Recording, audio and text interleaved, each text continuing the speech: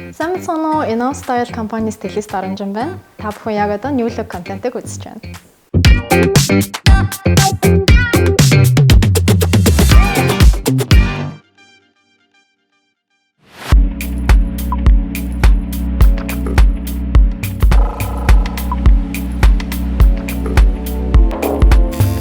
Үнсгэлжингийн үлгэр дээр шидэт тагны үнсгэлжинг оройн үдшилтэд бэлдэн дүр төрхийн өөрчлөлтөг гэлээ.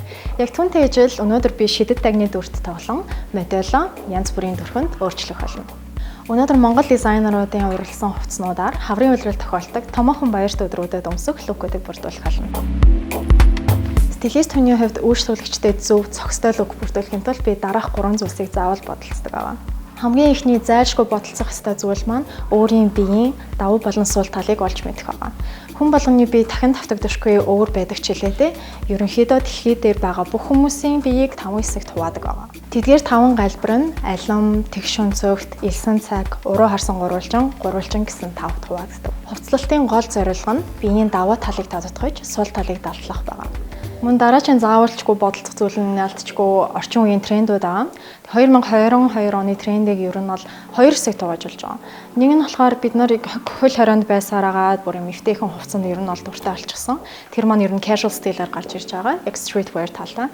Нөгөөх нь болохоор өдөр тутамдаа гялцаал үдшилтэд явж байгаа юм шиг тиймэрдүү загварууд мөн тренд бол орж ирж байгаа. Та бүхэн хэрвээ санаж байвал Britney Spears, Christina Aguilera-гийн клипэн дээр ихэнхдээ богино судалтай юбок, маш богинохон crop top гэх мэтчлэн хувцлалтууд харагддаг байсан. Яг тэр стил маань эргээд жоохон шинжлэгдсэн байдлаар 2022 онд бон эргэж ирж байгаа. Мөн загварын ертөнцийн сэтгэл зүйч гэсэндээ өөрчлөгдөж, илүү байгаль дээлтэй материал сонгох, дахин боловсруулсан бүтээгдэхүүн ашиглах, үндэсний жижиг брэндүүдэд дэмжих нь бас тренд болоод байгаа юм. Хувцлалт гэдэг маань бидний дотоод ертөнцийг гадаад орчинтой холбож өгч идэг нэгэн хэрэгсэл болж идэг. Тэгээд яалтчгүй бид нар дотоод мэдрэмжээ гаргаж ирж байхдаа нийгэмд тогтсон байгаа дресс кодуудтай бас цогцолтон хувцлах нь маш чухал байдаг. Тийм учраас та хаашаа явах гэж байгаа, ямар хүмүүстэй уулзах гэж байгаа, тэгээд өөрийнхөө ч гэсэндээ илэрхийллийг хэрхэн гаргаж ирэх гэж байгаа гэдгийг маш сайн бодолцож хувцас сонгох хэрэгтэй. Бас нэг юм нэмж сануулгаад яалтчгүй орчин үеийн загвартай эсгүүртэй хувцсан сонгох байгаа. 10 жилийн өмнө бидний өмсөжсэн цагаан цамц одоо өмсөж байгаа цагаан цамцнаас эсгүүр нь тис ондоо байдаг.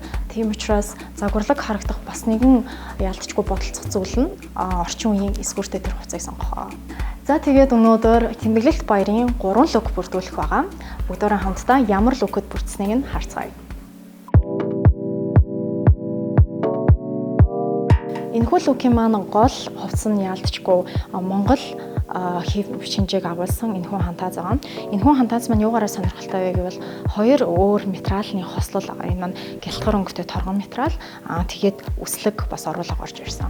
Яг энэ 2 материалын сонголтыг лукэн дээрээ ч гэсэндээ оруулж өгсөн. Торгоны маань гялтгар шинж чанар гутал болон цүнхэн дээр харагдаж байгаа. Мөн түнчлэн илүү зөөлөн мэдрэмж өгөх энэ маань үслэг идэл маань өмд болон цамцан дээр ажиглагдаж байгаа. Тийм учраас энэ лук маань бүхэлдээ 2 эсрэг тесрэг материалуудыг бие биентэй ухаалгаар хоцлуулж өгсөн энэ лук болж байгаа.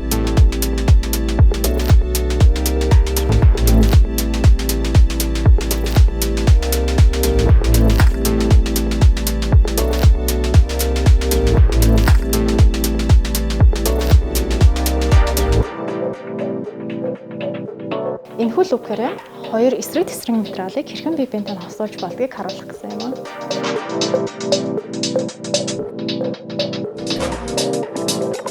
Хоёр дахь лук маань Валентины баярт зориулсан лук байгаа. Энэ лукын маань гол элемент нь энэ гутал байгаа. Гутал дээр нь love you гэд бичсэн нь энэ баярыг бүхлээр нь ер нь илэрхийлж чадж байгаа гэж бодож байна. Тийм ч учраас гутлаасаа санаа аван энэ луканд бүхлээрээ цагаан хар тэгээд алтлаг металлын оруулагтайгаар ер нь бүрдсэн.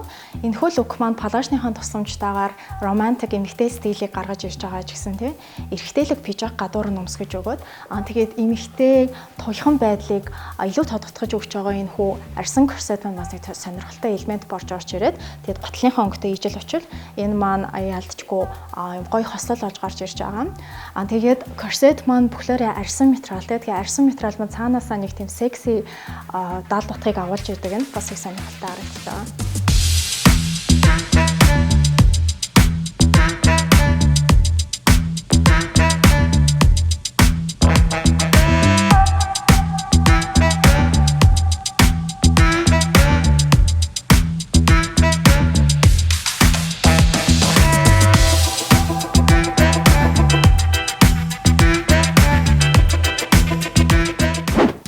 лук маань эмэгтэйчүүдийн эрхийг хамгаалах өдөр буюу Мартын 8 зориулсан лук байгаа.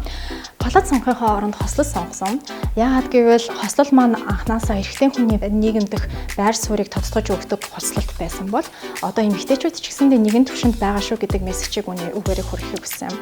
Тэгсэн атлаа бидний сонгосон хослол маань нэлийн зөөлөн эмэгтэйлэг өнгөтэй. Энэнтэйгээ зохицуулаад гадуур нь бас өмссөн өслөг хүрэн болон гутлан ч гэсэндээ төстэй ягаан чернэлийн ягаан өнгөөр юм хосолж явж байгаа.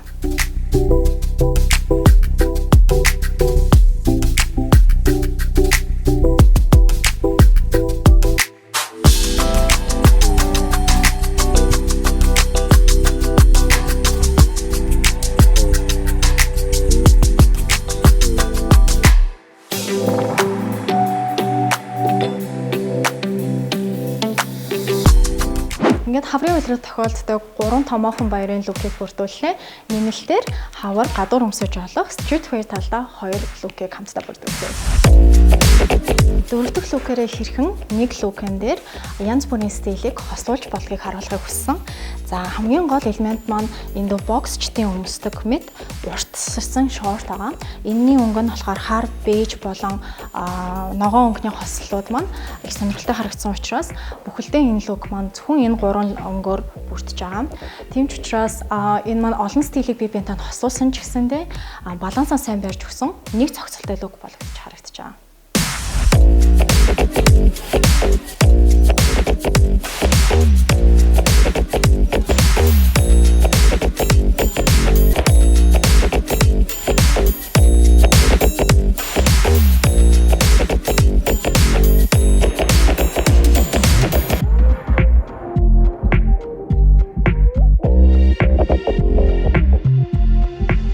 Хамгийн сүүлийн лук маань хамгийн тухтай лук байгаа. Тэгээд гол элемент нь яалтчгүй бидний өдөр тутам өмсөх дуртай хүүдий.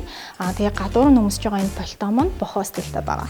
Тэгэхээр ер нь бол casual болон бохоо стилийн сонирхолтой хостол болж байгаа. Тэгээд бүхэлдээ энэ лук маань чимээгүй байгалийн өнгөөр бүрсэн учраас илүү тухтай дулаахан хаврын хувцлалт болж өгч байгаа юм.